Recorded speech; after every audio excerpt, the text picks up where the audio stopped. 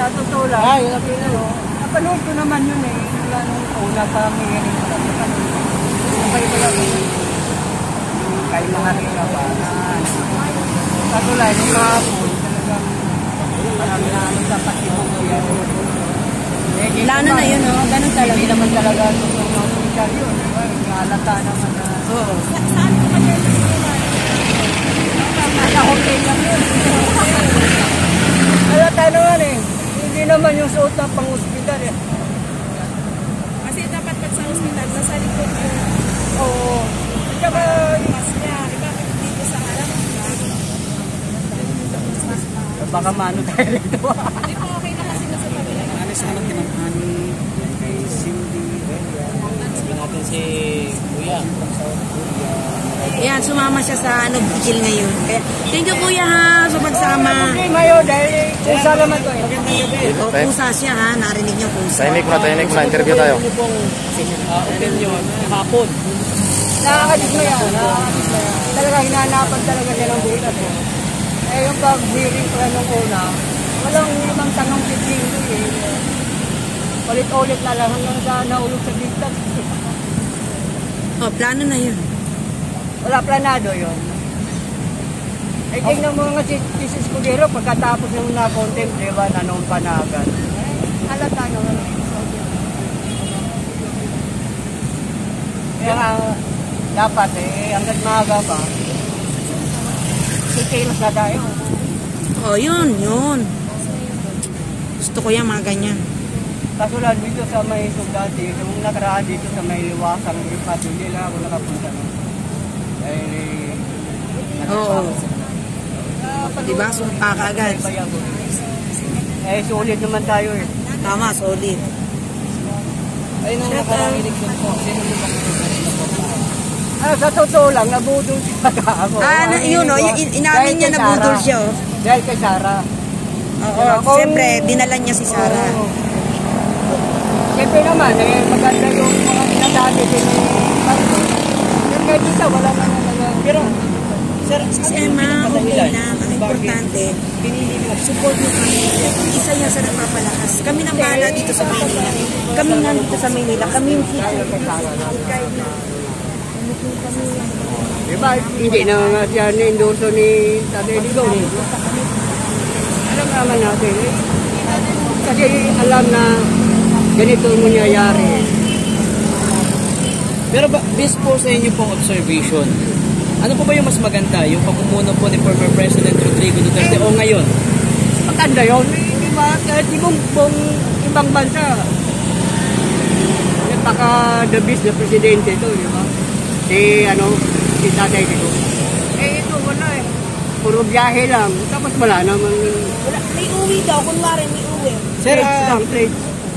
bali po makailan lamang naglabas po ng pahayag si Larry Gadon. Ayun po sa kanya, haka-haka lang daw yung kahirapan sa bansa natin. Hindi daw totoo. Bulag-bulagan lang yun.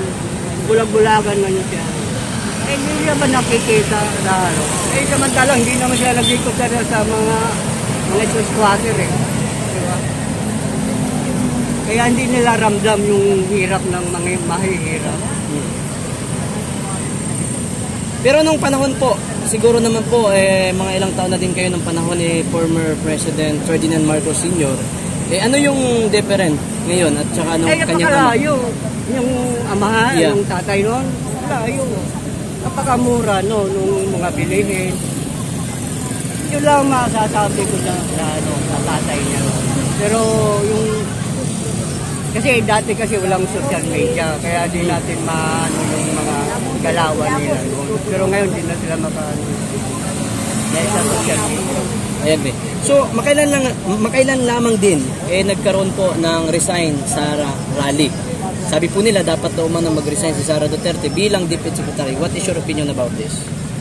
Sa tingin ko, ang pakanan niya, Trillanes lang nga ang pakanan niya. Dahil nung nagbitaw si Trillanes nga hanggat na dyan ang mga Duterte, yun ang tinik ng mga Marcos. Diba? Nagbitaw siya ng salita. No?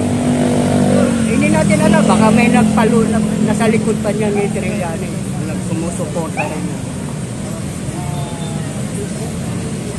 Kaya hindi nila kayang pa-ano si Sara. Dahil Ang kapal naman ng Marcos noon, diba? Pinalibingan sa libingan ng bayani. Yeah. Di ba? Walang utang na loob na kung gano'n. May kapalan ng mukha. Bali kasi sir kahapon, nagkaroon din ng kagad ng pagpapalit ng Senate President, no? What is your opinion? Ano yung nakikita mo? Kasi ayon po kay former Senate President Mig Zubiri, ay ayon sa kanya nagsimula ito doon sa PI, na hindi siya pumayag. So ano yung nakikita mo? Hindi ako sure na hindi siya pumayag. Hindi pa natin siguro na baka ano lang niya yun, palabas lang niya yun na hindi siya pumayag. Ngayon lang siya nagpalabas, kahapon lang siya nagpalabas na hindi siya pumayag yung sa PI. Dahil dun sa hearing siguro ni Morales, doon na niya ilabas na gano'n. Pero ano yung dahilan, ano po yung inyo pong opinion na hindi nga po nakadalo umano itong si Kumar sa Senate hearing kahapon lang?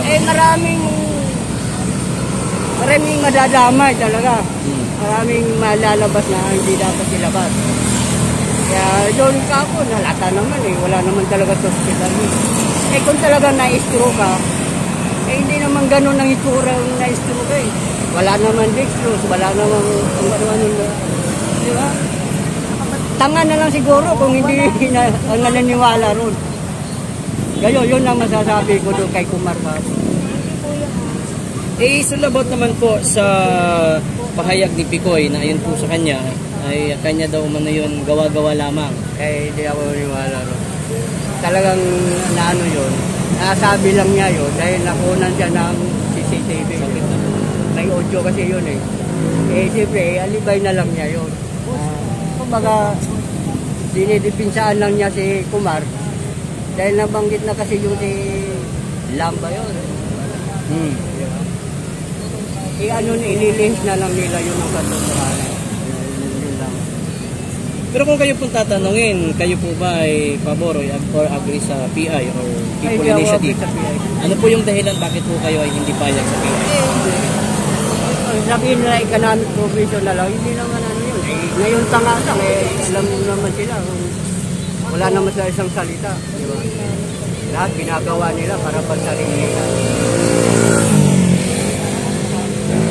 Ano yung naramdaman niyo po nung nagkaroon na ng banggaan ang Marcos Duterte camp? Which is, akala po kasi natin magiging okay po ang ating Pilipinas, bansa natin, dahil parehas anak ng umano, magagaling na Pangulo. Pero si former President Rodrigo Duterte, patid ko talaga na magaling yun. Ano na naramdaman mo? Nung una, medyo okay. Pero nung kalauna na, parang hindi na maganda ang kakalabasan. Diba na, yung siraan. Nung mula nung binigyan ng yung mga black, yun? Mga kaliwang grupo sa Congress. Doon na sila bumabanat na si Sara, bababae nila. Si Lini ipapalit. Itong si Lini nga naman, wala namang kwenta yun. Alam naman natin noon pa. Bilang ko kayo sir, isa po kayo sa mga sumusuporta ngayon sa mga Duterte. So ngayon, alam naman po natin na ngayon na yung stand ni Senador Amy Marcos ay nasa mga Duterte. Kahit na yung kanyang kapatid, ang presidente ngayon. Ano yung nakikita mo? Ano yung nararamdaman mo? Or ano yung nakikita mo kay Senador Amy Marcos? Nakita ko kay Amy, parang nag-ispiya lang ata yan Yun lang kung ano yung mga di ba? Parang ginagamit ng si Sara para hindi maano yung kapatid niya ni Amy. Okay. Diba? Okay. Last question po. This coming election 2022, ayon po kay Senador Amy Marcos, naglabas na rin siya ng pahayag na ayon po sa kanya, siya ay tatakbo bilang senador muli. Kayo po ba ay bubuto sa kanya? Wala na. Wala nang Marcos, susunod pa kung maaari. Saan doon nila papahinugin nila. Wala na yun. Bulok na yun. Salamat po. Thank you po, thank you. Thank you. Salamat po kayo. Salamat. Baka mabayra lang.